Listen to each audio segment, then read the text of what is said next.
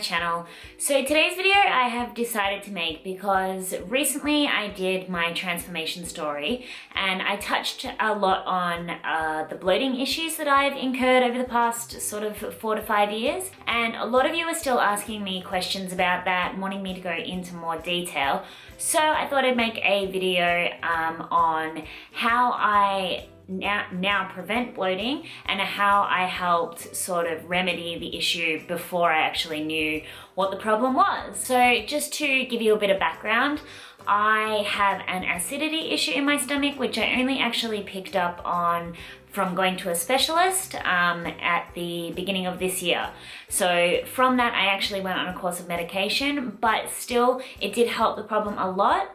But still to this day, I do get bloating. And leading up to that was about, as I said, 3 to 4 years of just pain and just constant bloating. So there were a couple of tips as well that I did pick up along the way to reduce the symptoms of bloating before I got the issue fixed. First of all, this is actually going to be a 2-part series because today I'm going to talk to you about the things that helped me just reduce the bloating prior to actually getting it fixed. But then I also want to make another video because there's one massive contributor to my bloating and my acidity issues in my stomach, and that is stress. It's one of the worst things that you can possibly do. It's so detrimental to your health. When you've got cortisol, it's like black ink coursing through your body. It's going to make you retain water, it's going to make you retain fat and everything, and especially in that belly area. So that is a completely another topic, and I want to touch on that in another video. So make sure you subscribe to my channel because I will be putting that video out in next week's video. That being said, today I'm going to talk to you about a couple of things that you can do, not only to prevent bloating, but if you have incurred bloating, this is going to help remedy the issue.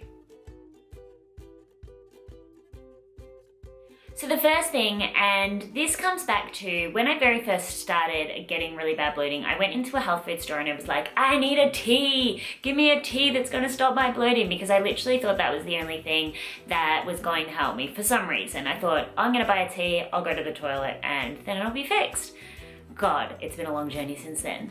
But the lady in the store actually said to me when I was like, I need a tea to help me go to the toilet, you know, to stop being bloated and stuff.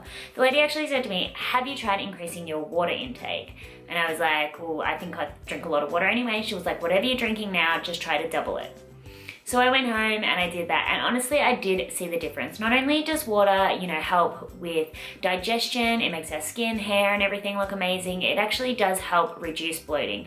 Because if one of your main problems is that you're retaining water in the area, then actually drinking more water is going to flush your system out and reduce your bloating. The second thing that you can do is add more fiber to your diet. Now, if you don't know what foods have fiber in it and you don't know how much fiber you're getting, a great thing to do is to download Myfitnesspal. You know, you don't necessarily need to track macros or calories if that's not what you want to do, but just so you know you're getting enough fiber, that is a great tool to have. So ensure that you're eating lots of whole foods, fruit, vegetables, nothing like fruit juice or anything like that, because that is just basically consuming the sugars without the fiber. But yeah, lots of vegetables and lots of whole grains is going to help you digest your food a lot better, because the fiber in foods actually help push everything through your system. But in saying that, going back to the first point, if you are increasing your fiber, make sure you are drinking water as well, because that's going to help push it through. Otherwise the fiber will just clog you up if you're not drinking water. So another thing you can consider if you're not getting enough fiber in your diet is actually supplementing psyllium husk. Now, I started taking this quite a long time ago. I don't necessarily take it anymore because I feel I get enough fiber in my diet, but if you're not getting enough fiber, potentially just adding a couple of teaspoons to a glass of water in the morning. And I'm not gonna lie, it is actually the most rankest thing in the entire world. It goes like a gel and it's so hard to swallow, but I guarantee you this has helped me a lot regulate my system and help me go to the toilet. And as I said, if you're drinking enough water as well, it's just going to help flush out your system and stop your bloating. Another practice as well that I found really hard to master, and still to this day I don't even think I'm a professional at it, but everyone kept saying this to me, and when I really set my mind to doing this, I found it helped a lot, and that is eating slowly. So as much as you say, you know, I've got IBS, I've got all these bloating systems, sometimes the honest truth is we are just getting bloated because we have eaten too fast and too much.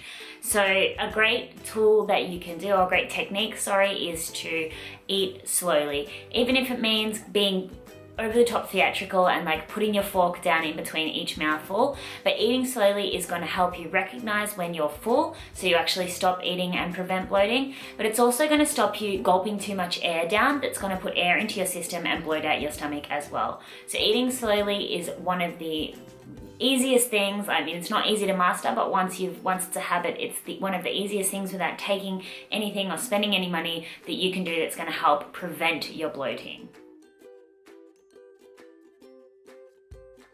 Another thing as well is to make sure that you are eating a well-balanced diet.